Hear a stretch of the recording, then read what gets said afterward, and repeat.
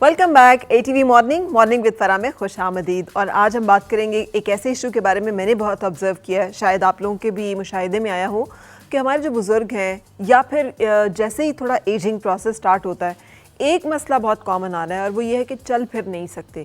باقی وہ ہیلدی ہیں, باقی سب چیزیں ٹھیک ہیں, لیکن چلنے پھرنے میں وہ جو ہے معذور ہو جاتے ہیں ایک طرح سے اس سے, اور اس کی وجہ سے پھر ایک ڈپینڈنسی بہت زیادہ بڑھ جاتی ہے. تو آج میں نے انوائٹ کیا ہے ایک ایسی ڈاکٹر کو جو کہ ڈیل کرتی ہیں ہڈیوں اور جوڑوں کے ساتھ, پٹھوں کے ساتھ, سو اس سے جڑے ہوئے جو مسائل ہیں آج ہم وہ ڈسکس کرنے جا رہے ہیں. میرے ساتھ ہے ریمیٹولوجسٹ ڈاکٹر سعدیہ ریاض. السلام علیکم.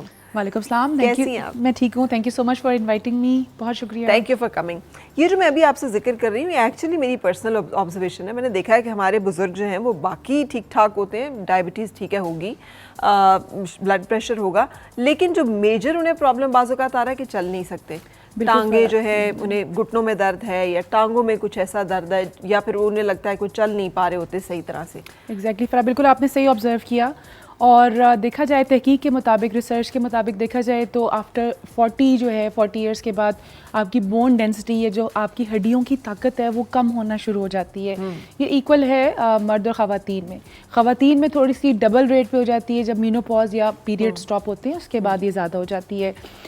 یہاں پہ آپ نے بالکل آبزرو کیا صحیح کہ لوگ چل پھر نہیں رہے, اٹھ نہیں رہے, گھٹنے میں درد ہے, کمر میں درد ہے. یہ کیوں ہو رہا ہے؟ کیونکہ ہڈیوں اور جوڑوں کے اندر ویکنس بن رہی ہے. بہت کامنلی دیکھے جانے والا پرابلم جو کہ آپ نے ابھی آئیڈینٹیفائی کیا وہ ہے گھٹنوں کا آرتھرائٹس, جس سے مراد سمپل یہ ہے کہ آپ کے گھٹنا گھس رہا ہے ویئر اینڈ ٹیئر کے ساتھ. گھٹنے کے اندر جو آپ کا چکنائی ہے, یہ روگن جس کو ہم کہتے ہیں عام زبان میں اور انگلش میں کارٹیلیج کہتے ہیں, وہ خراب ہونا شروع ہو جاتا ہے. آپ اکثر لوگوں نے نوٹس کیا ہوگا کہ کچھ آوازیں آ رہی ہیں, اٹھ رہے ہیں, بیٹھ رہے ہیں, اسپیشلی سیڑھیاں چڑھنے کے ٹائم پہ ان کو پرابلم ہو رہی ہوتی ہے.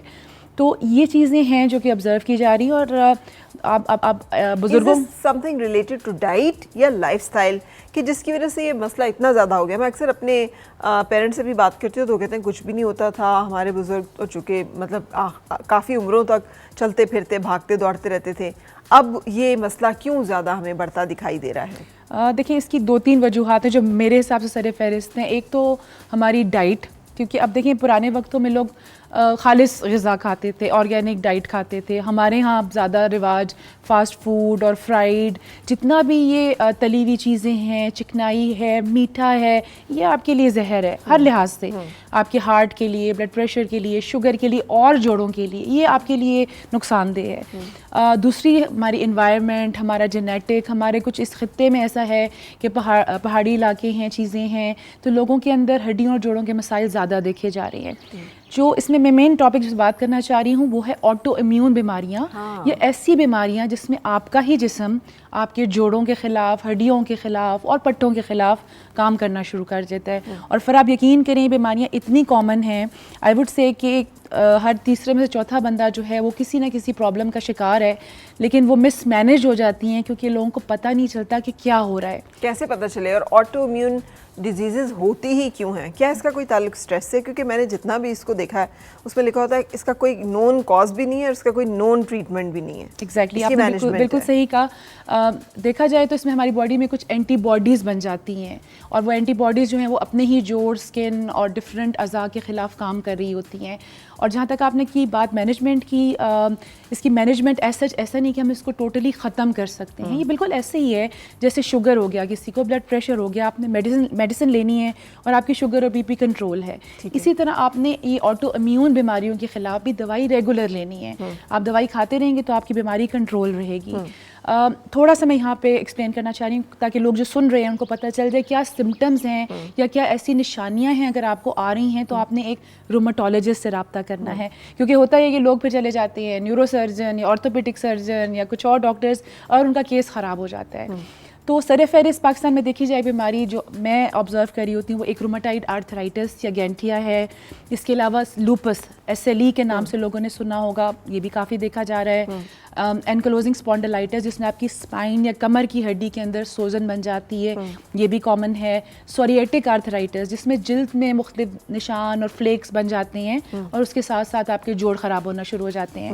اس کے علاوہ اور کچھ پیچیدہ بیماریاں ہیں جیسے کہ ویسکولائٹس ہے, مایوسائٹس ہے, اس کی طرف میں بعد میں ابھی بات کرتی ہوں. ٹھیک ہے. تو سر فہرست جو سمٹمز ہیں وہ یہ ہیں کہ اگر آپ کے جوڑوں میں سوجن آ رہی ہے, ورم آ رہے ہیں, آپ کے جوڑ اکڑ رہے ہیں, سوج رہے ہیں, صبح کے وقت دیکھنا چاہیے, ارلی مارننگ اسٹفنس اس کو ہم کہتے ہیں کہ صبح کے ٹائم جو ہے نا پیشنٹ کے اسٹفنس بہت زیادہ ہے, ان کے لیے بیڈ سے اٹھ کے اپنے روٹین کے کام کرنا بہت مشکل ہو جاتا ہے, ساتھ میں ان کو فیور رہتا ہے, خون کی کمی رہتی ہے, تھکاوٹ رہتی ہے, چلیں آزما بھی لیے کوئی ٹوٹکے, کوئی دوائیاں کچھ پی, لیکن یہ بیمار اس طرح سے ٹھیک نہیں ہو رہی ہے. تو یہاں پہ آپ نے روماٹولوجسٹ سے ایک رابطہ کرنا ہے جو کہ آپ کے اسپیشلسٹ ہیں جو ڈیل کرتے ہیں بیماریوں کے, یہ قابل علاج ہیں, یاد رکھیے گا. ٹھیک ہے, ٹریٹمنٹ مینیجبل ہے. تو یہ تو جنرل سمٹمز ہو گئے. اب اگر ہم اسپیسیفائی تھوڑا سا کریں کہ رومیٹائڈ آرتھرائٹس جو ہے کس ایج سے شروع ہو جائے گا, کیا ہمیں صرف بوڑھے لوگوں میں یہ مسئلہ دیکھنا ہے, لیوپس وغیرہ, یا پھر یہ اس کے جلدی بھی کچھ ایسے سمٹمز ہوتے ہیں, آثار ہوتے ہیں جن کو ہم نظر انداز کر رہے ہوتے ہیں, وہ کیا ہیں؟ بالکل فرح, یہ انفارچونیٹلی مطلب بڑے دکھ کے ساتھ یہ بات کر رہی ہوں کہ پاکستان میں یہ بالکل صحیح مینیج نہیں ہوتی اور لوگ اس کو ریکگنائز نہیں کرتے, سمجھتے نہیں ہیں. آرتھرائٹس کا مرض کچھ ماں کے بچے سے بھی شروع ہو سکتا ہے, جس کو جوینائل آرتھرائٹس کہتے ہیں, اور پھر لوگ دائیں بائیں اور کچھ دم, کچھ ہربل, کچھ ٹوٹکے وہ کرتے رہتے ہیں, اینڈ بائی دا ٹائم بچہ ہمارے پاس آتا ہے وہ کافی ڈسیبل ہو چکا ہوتا ہے. تو یہ آرتھرائٹس کا جو مرض ہے یہ آٹومیون آرتھرائٹس ہے, اس کو جوینائل آرتھرائٹس کہتے ہیں, بچوں میں بھی ہو سکتا ہے. عام طور پہ ینگ فیمیلز, خاتون میں دیکھا جا رہا ہوتا ہے, خواتین کا مرض ہے زیادہ طور پہ یہ. اس میں کچھ جینیٹک, انوائرمنٹل, ہارمونل کچھ افیکٹس ایسے ہیں جس میں یہ لیڈیز میں زیادہ دیکھا جا رہا ہوتا ہے. تو اس میں ایج گروپ جیسے آپ نے کہا کوئی نہیں ہے, بچوں سے لے کے ینگ ایج سے لے کے بزرگ ایج میں کسی بھی ایج گروپ میں یہ آپ کی باڈی کو اٹیک کر سکتا ہے. میں اس کو ایسے کہتی ہوں کہ یہ آپ کی باڈی آپ کے خلاف اٹیک کر رہی ہے اور اس اٹیک کو ہم نے روکنا ہے with the help of medicine. ٹھیک ہے. اب کیا ٹیسٹ ہیں جو کہ آپ ریکمینڈ کریں گی کہ جو لوگ ان سائن سمٹمس کو فیل کر رہے ہیں اور فوری طور پہ کسی رومیٹولوجسٹ کے پاس نہیں جا سکتے, ایٹ لیسٹ کوئی ایک جنرل کچھ ایسے ٹیسٹ ہوں جو وہ لے کر وہ چلے جائیں تو اندازہ ہو جائے, پوائنٹ آؤٹ ہو جائے کہ ان کا پرابلم کہاں پہ ایگزسٹ کر رہا ہے؟ بالکل, آپ کا سوال بہت اچھا ہے فرح, لیکن یہاں پہ بڑی ایک مسکنسیپشن ہے.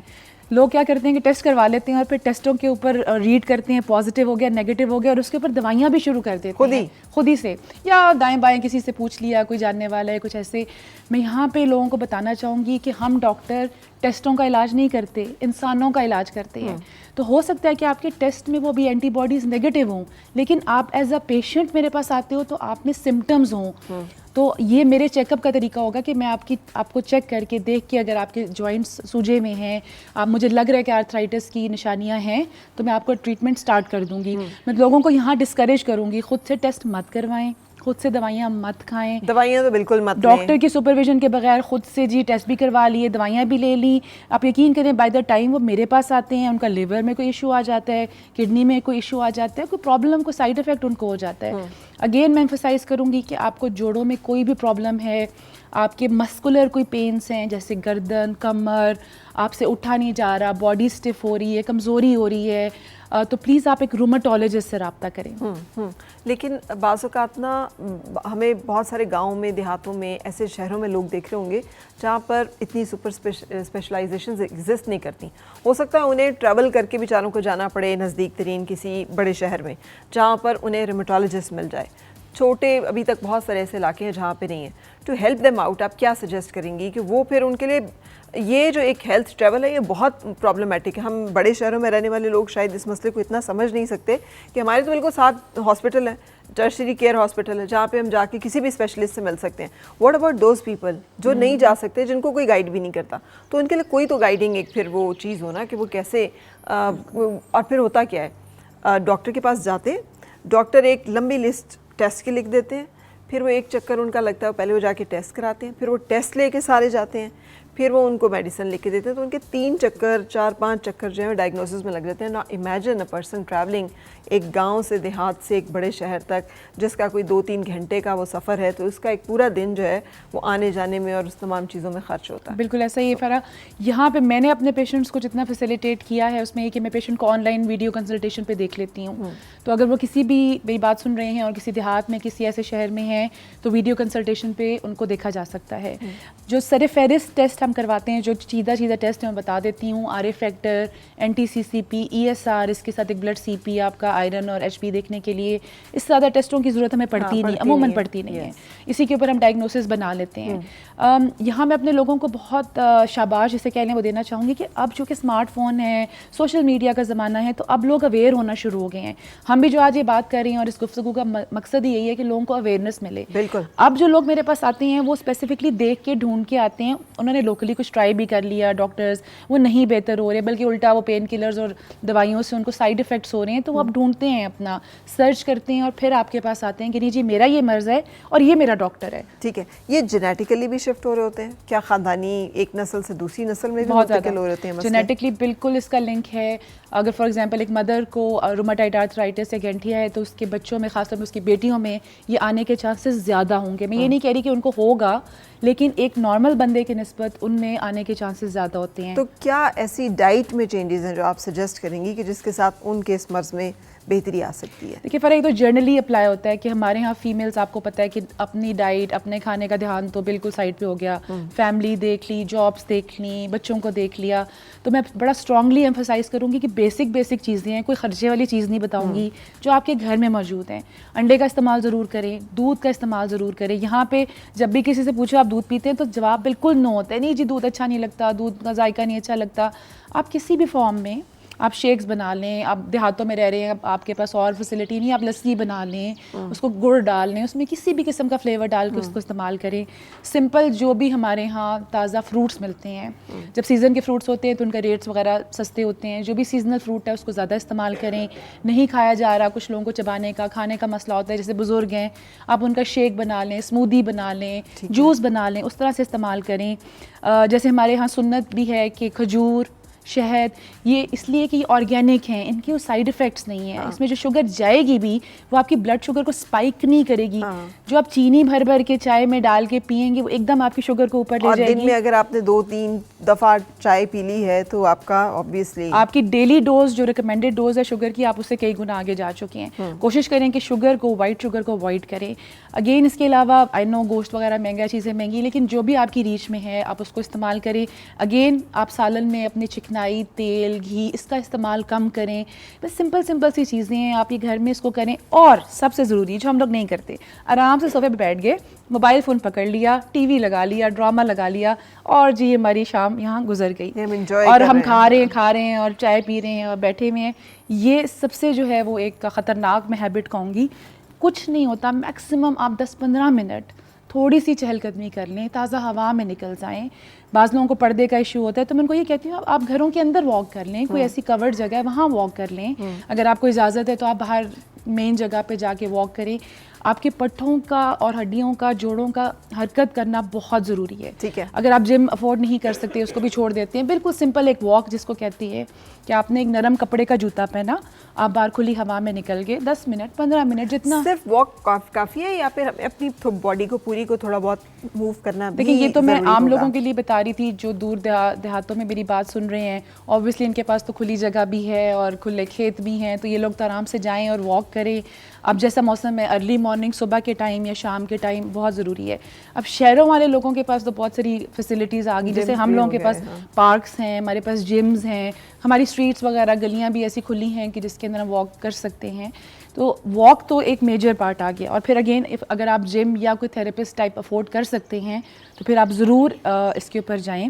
اسپیشلی وہ پیشنٹ جو آرتھرائٹس کے پیشنٹ ہیں, سروائیکل یا موروں کا شکار ہیں, کمر کی درد کا شکار ہیں, ان پیشنٹ کو ریگولر ایکسرسائزز کی ضرورت ہوتی ہے. بالکل صحیح.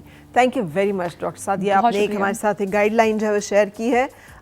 یہ ایک اسپیشلٹی جو کہ خاص طور پہ ہڈیوں, جوڑوں اور پٹھوں کے مسائل کے ساتھ ڈیل کرتی ہے ریمیٹولوجسٹ. آپ کو اگر اس طرح کے مسائل ہوں تو ضرور اپنے نیئرسٹ جو بھی آپ کو نظر آئیں ڈاکٹر ریمیٹولوجسٹ, ان سے رابطہ کریں تاکہ آپ کو مسائل کے حل میں ان کی گائیڈنس مل سکے. Thank you again. اور بریک لیں گے, بریک کے بعد پھر آپ سے ملاقات. آج ہم نے جیسے اوپننگ میں ذکر کر رہے تھے ہم کچھ کلچر کی, ہماری کلچرل ڈائیورسٹی جو کہ بڑی خوبصورت ہے, اور اس کے حوالے سے جڑے ہوئے ایک ایسے فنکار کو یہاں پہ آپ سے ملوائیں گے جو جنریشن سے ہمارے ساتھ جڑے ہوئے ہیں اس کلچر کے ساتھ, ٹریڈیشن کے ساتھ. لیکن بریک پہلے اور پھر ان سے ملاقات.